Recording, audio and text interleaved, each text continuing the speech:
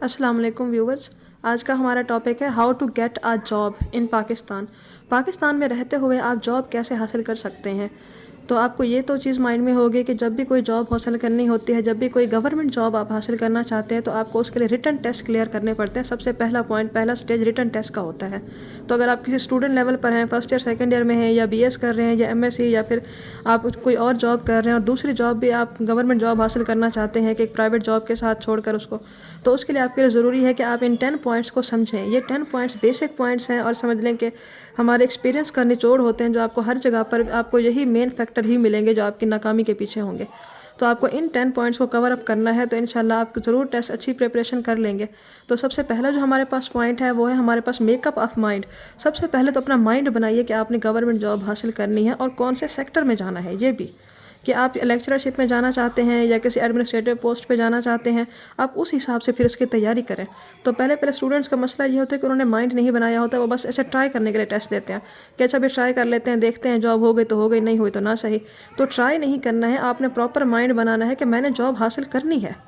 اس کے بعد دوسرا آپ کے پاس ہے کہ ٹیک انفارمیشن اباؤٹ جاب. جس جاب پہ اپلائی کر رہے ہیں اس کے بارے میں پہلے انفارمیشن لیں. یہ جاب ہے کیا چیز، اس میں کیا کیا ریکوائرمنٹس ہوتی ہیں، اس میں آپ کا ایلیجیبلٹی کرائٹیریا ہے بھی یا نہیں. بعض اوقات اسٹوڈنٹ اپلائی کر دیتے ہیں، بعد میں پتہ لگتا ہے کہ وہ تو ایلیجیبل ہی نہیں تھے، پھر وہ تیاری کی ہوتے، پھر وہ بچہ ڈسہارٹ ہو جاتا ہے. تو پہلے انفارمیشن لیں کہ آپ اس جاب کے لیے ایلیجیبل ہیں، آپ کے کریڈینشلز پورے ہیں، آپ کی ایجوکیشن اس کے مطابق ہے، ایج سب کچھ اس میں چیک کر لیں اپنا، اور اس کا سلیبس بھی دیکھ لیں. آپ اس کی ویب سائٹ پر آپ کو مل جائے گا. اس کے بعد تیسرا اسٹڈی پلان پریپیئر کریں. یہ مین ہوتا ہے. ہم لوگ اپنا اسٹڈی پلان تیار نہیں کرتے، بس ایسے اندازے سے تیاری کرتے ہیں. کبھی کوئی فیس بک سے دیکھ لی ویڈیو، کبھی یوٹیوب سے دیکھ لی، کبھی کوئی چیز دیکھ لی، بس اس طرح ہم پراپر اسٹڈی نہیں کرتے، اپنا میتھڈ نہیں بناتے. فار ایگزامپل اگر آپ لیکچررشپ تیاری کر رہے ہیں اکنامکس کی، تو آپ کو ایک پلان بنانا چاہیے کہ 80 مارکس کا اکنامکس ہوگا، اس میں 20 مارکس کا جنرل نالج ہوگا. تو اکنامکس میں اتنے سارے جو سبجیکٹس آتے ہیں ماسٹر لیول تک کے، تو میں نے ان سب کو کیسے پریپیئر کرنا ہے، کیونکہ آپ نے ساری بکس نہیں تیار کرنی ہوتی. تو آپ نے بس کچھ چند اس میں سے چیزیں تیار کرنی ہوتی ہیں جو آپ کے کام آتی ہیں.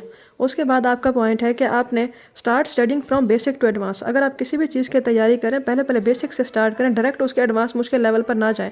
اگر آپ لیکچررشپ کی تیاری کریں یا ایجوکیٹر کی تیاری کریں، کسی کی بھی تیاری کر رہے ہیں، تو آپ اس کے لیے اس کو بیسک سے پہلے اسٹارٹ سے فرسٹ ایئر سے اس کو پڑھنا اسٹارٹ کریں. اس سبجیکٹ کو فرسٹ ایئر سیکنڈ ایئر سے پڑھیں، پھر بی اے کا پڑھیں. اس کے بعد یہ بیسک لیول پڑھنے کے بعد پھر ایڈوانس لیول کی کوئی بک اٹھائیں، پھر پڑھیں، آپ کو زیادہ سمجھ میں آئے گی. اور اس کے بعد ہے کہ کرنٹ افیئرس اور جنرل نالج کو ہمیشہ اپنے ساتھ شامل رکھیں.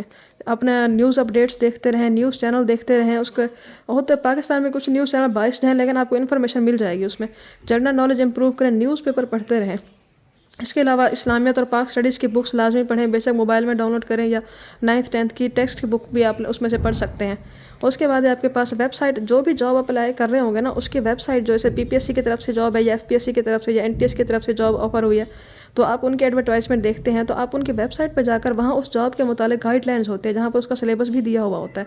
تو سلیبس دیکھ لیں تو آسانی ہوگی کہ میں نے اس میں کیا تیار کرنا اور کیا نہیں تیار کرنا. اس کے بعد ہائر اے مینٹور. اگر آپ اپنی طرف سے صحیح تیاری نہیں کر پا رہے تو آپ کو ایک ٹیچر ہائر کرنا چاہیے. آپ کو ٹیچر ہو، اس کے پاس آپ کو تیاری کرنی چاہیے. آپ اس ٹیچر کا اپنا ٹیسٹ چیک کراتے ہیں، آپ اس کو بتاتے ہیں کہ میں نے اتنا تیار کیا، کیا میں نے کانسیپٹ صحیح تیار کیے ہیں.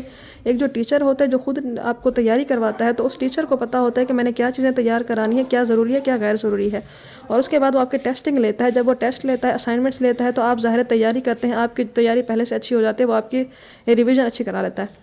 اس کے بعد پیشنس، یہ مین پوائنٹ ہے. پیشنٹ رہیں اور ہمت نہ ہاریں.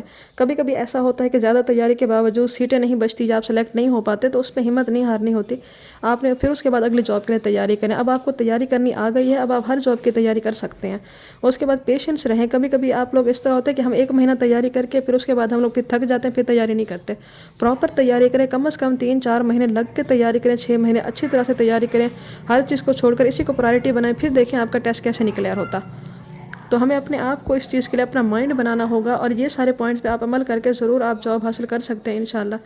تو آپ لوگ مجھے بتا سکتے ہیں کہ آپ کو ان میں سے کون سا پوائنٹ جو ہے آپ مس کر رہے تھے، تاکہ آپ کو اندازہ ہو جائے کہ میں نے ان کے ذریعے سے تیاری کرنی ہے. اور انشاءاللہ آپ کے لیے یہ ویڈیو بہت ہیلپ فل ہوگی. تو میں نے اسٹڈی پلان بنایا ہے، تو یہ پورا اس میں نے پریپریشنس اسی لیے ریکمنڈیشن یہ میں نے اس وقت تیار کی ہیں کیونکہ میں اتنے سارے اسٹوڈنٹس کو تیاری کرا چکی ہوں، اور ان میں سے جو کامیاب ہوئے، جو ناکام ہوئے، تو ان کو انالائز کرنے کے بعد میں نے یہ پوائنٹس نکالے کہ یہ ریکمنڈیشن ضروری ہیں کہ ان پر عمل کر کے آپ انشاءاللہ کلیئر کر سکتے ہیں. ہمت نہیں ہارنی اور محنت کرنی ہے، انشاءاللہ آپ ضرور کلیئر